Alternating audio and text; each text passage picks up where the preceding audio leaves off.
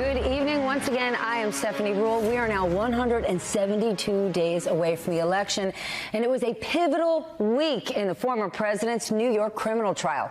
Star witness and ex-Trump fixer Michael Cohen took the stand, and he faced heated cross-examination where Trump's team questioned a key part of his testimony. Meanwhile, Trump's posse of loyal Republicans trashed the case on his behalf in front of the cameras outside the courthouse. Today, Trump himself had the day off of the trial so he could attend his youngest son Barron's high school graduation. You're in luck. No graduation, but it is time for the nightcap, and it is a great one. Radhika Jones is here, editor-in-chief of the world's greatest magazine, Vanity Fair. Andrew Weissmann joins us, former FBI general counsel, former senior member of the Mueller probe. He is now an NYU law professor and an MSNBC legal analyst. Nancy Giles, Emmy-winning contributor to CBS News Sunday Morning and one of our favorites on the nightcap. And one of my favorites at this whole network, Michael Steele, former chairman of the Republican National Committee, former lieutenant governor of Maryland, but you know him as the co-host of The Weekend right here on MSNBC. Welcome to you all. Andrew, you know we're going to you first. Your assessment of this week in court and the fact that you're not wearing a red tie with the Trump brigade is disappointing to me. Yeah, so I'm not a mini-me, and I'm not seeking the vice presidency. So, all right, then. Yeah. So actually on that, that's a really good way to segue that and the denigration of the rule of law, which is them standing out there repeating the sort of Donald Trump, the rule of law is, you know, for other people, is exactly what connects this to Justice Alito. And, you know, the flag outside of his house. You're jumping ahead. You're jumping ahead. Exactly. Give us your assessment of this week in court.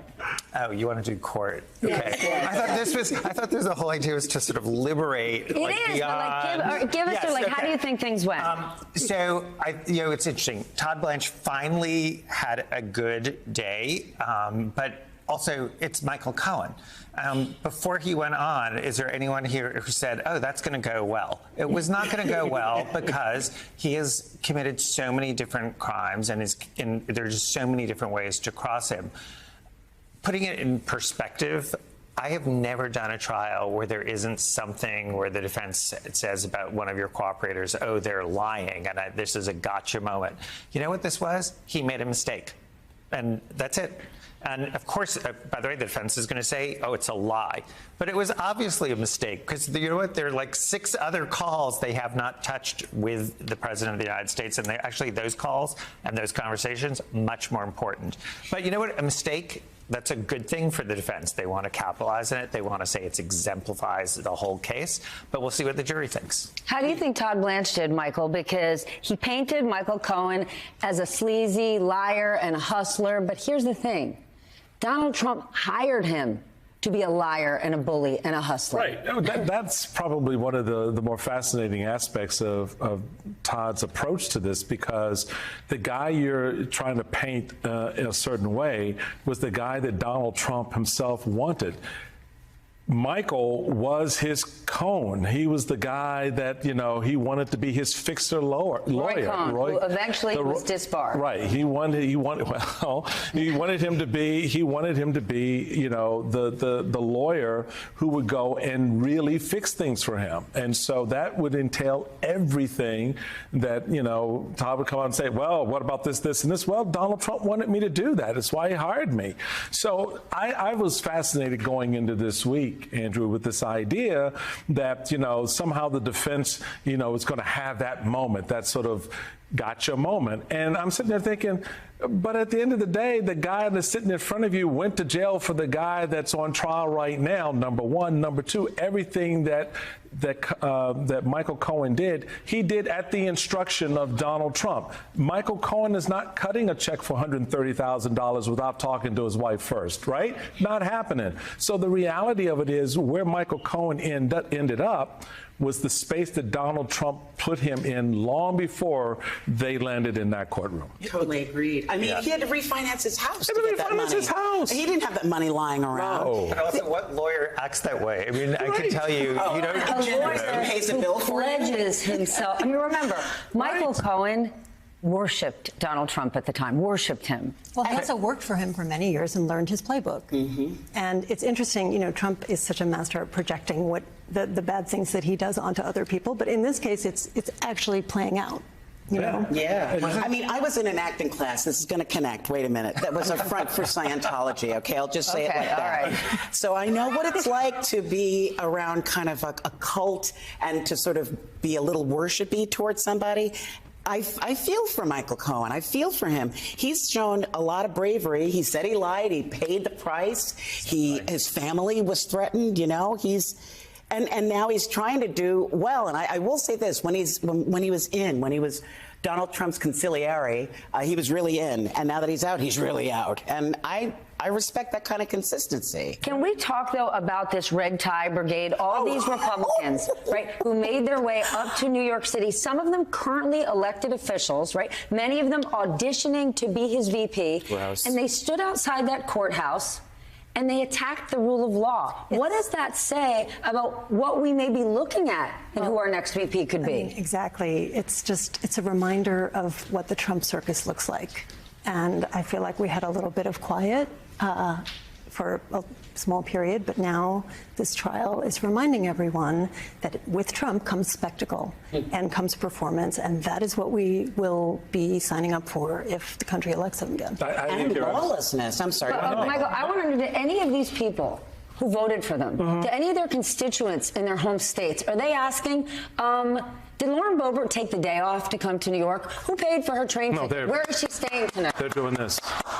I tell you, if I had a friend on trial in another city, I'd be taking the day off of work if I wanted to go. But no, they are not doing their jobs in D.C. or in their home districts. And this is But the folks don't care. They don't care. That's why they're there. The bigger prize is Donald Trump looks at them. Number one. The second biggest prize is Donald Trump looks at them again. And that's kind of their existence, why they're there. Why are you in New York? What purpose does the Speaker of the House have at a trial for a criminal defendant in another city? They're not doing their jobs. They should call themselves the Freedom from Doing Our Jobs Caucus. They're not doing what they should be. Is it really true that the constituents? So there is that. Are their constituents really cool with that? Yes, they're going to. Every last one of them will get reelected in November. Let's relate this back to Michael Cohen. When Michael Cohen testified in front of Congress and he was getting attacked by the sort of Jim Jordans of the world, he said, "I know what you're doing. I used to be you. Right. I'm telling you, do not. This is how it ends. It ends. This is how it ends. Don't fool yourselves. And I know what you're doing. I used to be you. Right. He's very self-aware. You got to give him that. Totally. Yeah. Michael He's very, Cohen very self-aware. Yeah, I mean, look, when you get caught, that's what happens. And he got caught. Really? Alan Weisselberg wouldn't say that. He just keeps going to jail. But that's a different kind of loyalty. That's a very specific kind of loyalty that transcends anything that Michael Cohen brings to the table. Okay, is that loyalty that he's saying, I'm at the end of my life, I want my family taken care of forever? It is that Godfather scene, baby. There you That's go. it right okay, there. let's talk about what I know you're anxious to talk about. Samuel Alito, okay? If you haven't seen it yet, it was now released that the New York Times had the photo that in front of his house, an upside-down American flag for a period of time was hanging. Some January 6 participants did it. It sort of resembled the Stop the Steal. He's now saying, oh, it was my wife who did it. It wasn't me. What is your take on this? Because an awful lot of people think this is absolutely crazy. And how could he possibly preside over anything that has to do now with the election interference and Donald Trump and immunity? Okay, two thoughts. One, the cover story of my wife did it, and she did it in response to a neighbor. The neighbor did call her the C word. Wait. Oh, is that? Supposedly. I'll turn a flag upside down. Palpably ridiculous. Yeah. First of all, thank God they had a photo, because otherwise the story would be it's not true. So they had to come up with a cover story. Is it his house? Is the flag not in front of his house? Yes. And it was up for a number of days. What, he didn't see it? And what I guess he's prohibited from talking to his wife about the flag on the lawn that is a Stop the Steal. I mean, it is the most absurd story ever. Now let's go to the substance. That is the through line.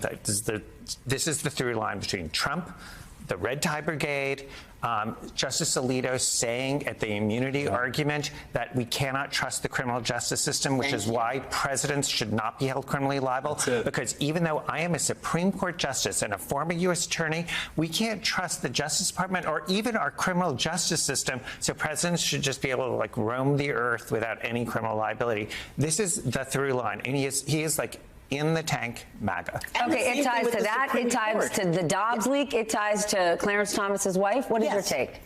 People should not blame their spouses. That's where I just get off the train there. I was like, I'm done with this story. Forget it. There's no more here for me. You know? No, it's appalling. And another example of how the Supreme Court also feels like they should have no rules. There should be no conflicts of interest. I should get a big SUV from whomever. Or it's baffling. It's horrifying.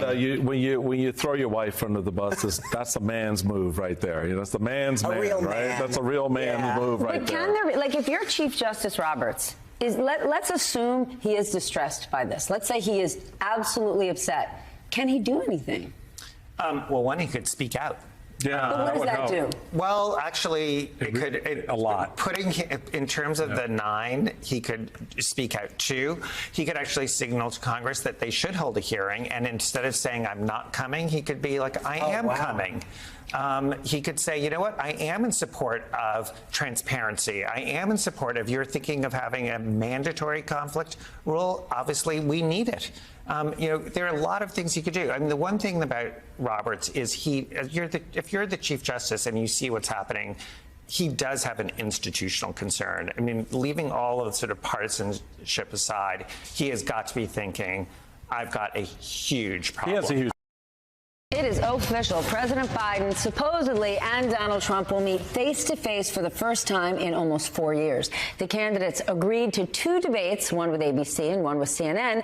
The first is just over 1 month away. Well, our nightcap is here. Michael, what are your thoughts? Because both guys are saying, like, I got him. What do you think of this whole thing? Because I'm going to tell you, I personally got you, babe. do not believe Donald Trump is actually going to show up. So I'm with you. I agree 100%. I don't think Donald Trump is going to debate at all. There's no incentive for him to do it from his perspective, really, because he already thinks that this election is going to be rigged against him. So why bother? He doesn't want to talk about policy. He doesn't want to talk about policy. But to the Biden team, I give kudos and props because it threw everybody yesterday, as we like to say, everybody, threw them all off, right? And he went full Brandon, from the Clint Washington Eastwood. press corps to the political class. Everybody was sitting there going, what? And it became the conversation, and the Biden team owned it. Trump team owned a bit of it too in terms of how they would come back into it. But I thought it was a good move for the president to go, I'm ready. I hear you got Wednesdays off. Bam. That was great. And it was the perfect tweet of Trump to respond. And what I heard a little bit of birds sort of chattering about was their team was a little bit upset because Trump took the bait right out of the gate and said, absolutely, well, let's do this. And they're like, wait, time out, they're talking about no audience. Time out, they're going to be cutting off your mic. And so when they look back at the rules, that's going to be the slide out the side door. Okay, but Nancy, I believe that Trump jumped in and said, yes, I'm going to do it, because for Trump, he also changed the media narrative. Right. He created a new story this week that didn't involve us talking about criminal defendant Trump. Suddenly, he was candidate Trump again. And could he be victorious? That's a big win for him. It is. He doesn't even have to address whether or not he's going to debate, because he's going to find an exit strategy between now and then. He took the bait and he did shift the strategy from people talking about the criminal case to that.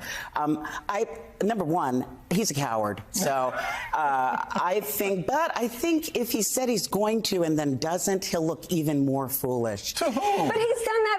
I know he has. I'm just saying this. But I would hope there are no audiences in these debates, because in a way, I was hoping there would be, because I wanted the Biden people to bring the Central Park Five and put them in the front row of the audience, just like Trump put all of those women in the audience to distract Hillary Clinton, because I think that they should hammer things like that when it comes to Trump. They need to bring that stuff up. That Trump, even after those young men were found innocent, still wanted the death penalty for them. Nancy, this needs to be brought hold on. up. Come on. You think that's going to change somebody? I'm not saying it's not reprehensible, but do you actually think that's going to change somebody's vote this year? It has a You know what? it starts a conversation It's- where they it need it in the black does. community. And it might get. And you know what? It helps me. It helps my mental Also, black state, men need I to will say. understand. Yeah, this Yeah. brother wanted to hang our own. I know, the black even men- when they were found innocent. Exactly, the black men that might that's wanna who go you're for going him. to support because they're coming for you next. Okay, That's a Radhika, good let's reminder. assume they both show up for debate. Is this an opportunity for Joe Biden to dispel this idea that, yes, they're both old, but Joe is sort of the weak, feeble one? Because that's what people like to say. Oh, but Trump, I know they're both old, but he's kind of big and strong. If these guys are standing shoulder to shoulder, that's an opportunity for President Biden, is it not? Absolutely. He is the sitting president. It's interesting that they're both presidents. Usually you don't have that in a debate, right? They both have been presidents. But I do think it's a big opportunity for him. The first one's in June, so it's before the convention. So it also just gets his voice out there in a format that he's proven to be pretty good at. And I think, he can remind people of some basic facts like, hey, Democrats are here to try to protect your remaining abortion What was rights. that word? Facts? Oh, yeah. Right.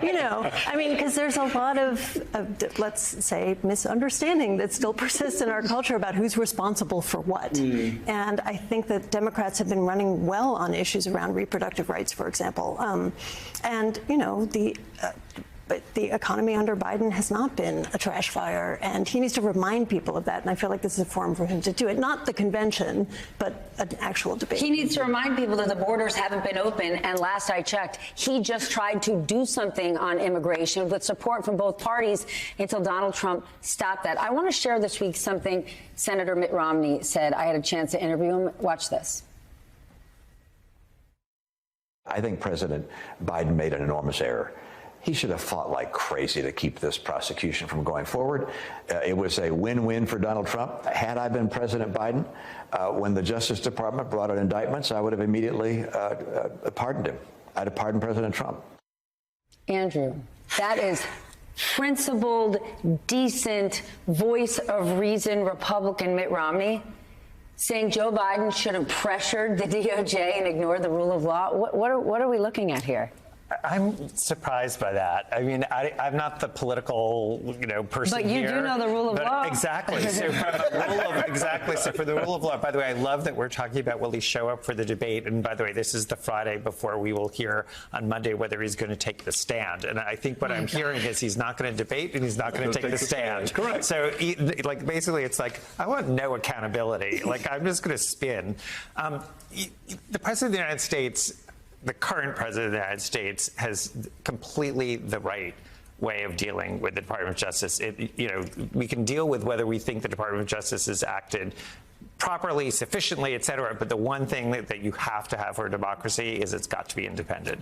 You do not want the president sitting there saying this is who you prosecute and this is who you don't prosecute, which is exactly what Donald Trump was doing. You have to weigh in on Romney's comments. You know this man. Yes, and admire him greatly, and was disappointed in that because history has told us how presidents fare when they pardon a former president. And that's one of the reasons why Mr. Ford did not have a first term. Right. And so the reality of it is the country does not look as kindly on that as we pretend to think that we do. And I think that if, particularly given the character and the nature of this particular criminal defendant, that if Joe Biden had pardoned him, that they would have really taken a blow, to Andrew's point, to this idea of the rule of law, that at no point in time, under any circumstance whatsoever, or any particular fact pattern, will a president of the United States be held accountable for their action. And that is the worst possible signal to send from any sitting president.